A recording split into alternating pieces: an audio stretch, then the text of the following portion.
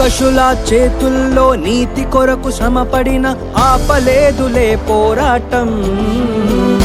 ప్రాణాలకు తెగించి చావుకైన వెనుకాడగా నిలుచున్నది భక్తుల త్యాగం.